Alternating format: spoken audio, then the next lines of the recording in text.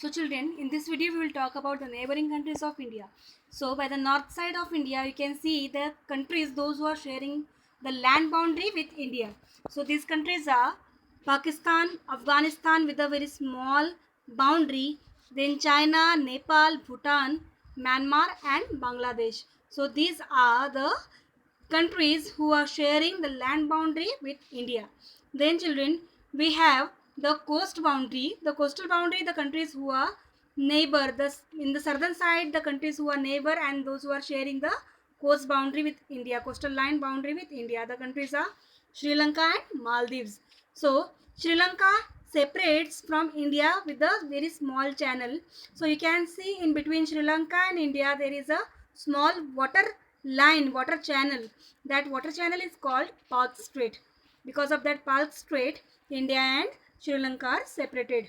So India and the Sri Lanka and Maldives, these both countries are the southern neighbor and coastline neighbor countries of India. Okay.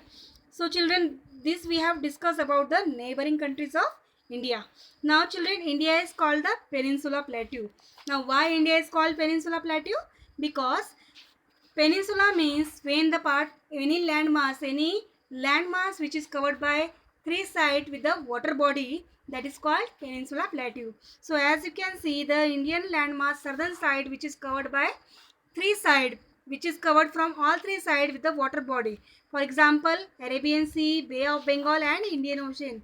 So from all three sides when the landmass is covered by water body. So because of this, Indian landmass is called the Peninsula Plateau. So we also used to say Deccan Peninsula Plateau. So this Deccan Peninsula Plateau is very much important for commercial trading. So why this is important for commercial trading? Because children, for the commercial, for the trade, the waterways are very much important.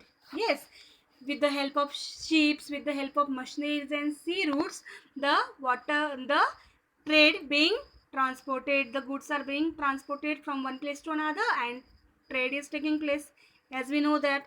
So that's why we can see, because of India is the Peninsula Plateau, so there are many ports like Chennai, Madras. So because of many ports, these many ports, Indian Peninsula is having the important value for the Indian economy and for commerce of India. Okay, so India, in because of Indian Peninsula Plateau, because of the sea routes, Indian Peninsula Plateau is adding more money in the commerce of India. Okay, so that's why we used to say our landmass is very much important. Because of these sea routes only, Indian people are very much able to to connect with the other countries, like from the west European countries and from the east Asian countries. So with these countries, Indian landmass is able to connect because of this sea route. But children, from the earlier time it was not possible, it was not the same. By the earlier time, India and all the maximum countries were not having the use of sea routes. So that time how the trade was going on? So trade was going on with the help of land routes. Maximum the land routes were used for trading. Okay, because sea routes were not being used and not invented and ships were not there. So that time also trade was taking place, but with the help of land routes. Okay, so children, one more thing to be added here. While traveling from one place to another, not only the goods, not only the commerce is transporting, but many culture, many habits and many things like languages, food habits and many things are transferring or traveling from one place to another. For example, if we are going from our country to another country, so we will carry our culture, we will carry our food habits, isn't it? In the same way,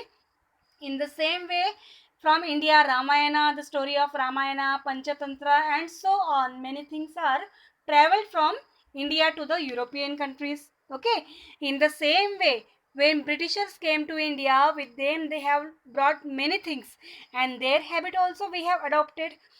Okay, their culture, their lifestyle also we have adopted.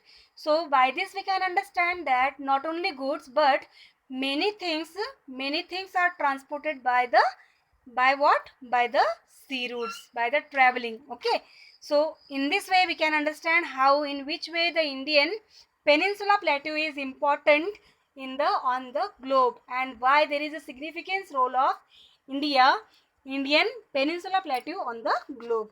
Okay, now children, you have to see the important things in the chapter what we have discussed. India is located in the northern hemisphere. Its latitudinal extent is from 8 degree 4 minute north to 37 degree 6 minute north. The longitudinal extent of the country is from 68 degree 7 minute east to 97 degree 25 minute east. The Tropic of Cancer 23 degree 30 minute north divide the country into almost two equal parts. India is the seventh largest country in the term of area in the world. Okay.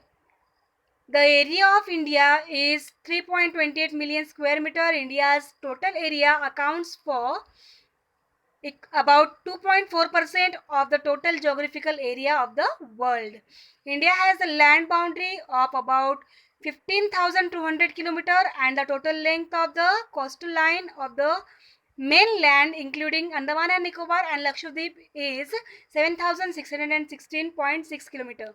The standard meridian of India 82 degree 30 minute east, which passes through the Mirzapur in Uttar Pradesh, is taken as the standard time for whole country.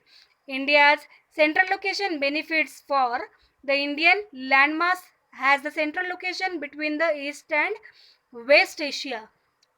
The Trans-Indian Ocean routes which connect the countries of Europe in the west and the countries of east provide the strategic central location to India. This helps in the international trade. The long coastline is economically beneficial for India. India is having an eminent position in the Indian Ocean, which justifies the naming of ocean after it. So I hope children you have understood the chapter. Thank you, and very much good time ahead. Thank you children.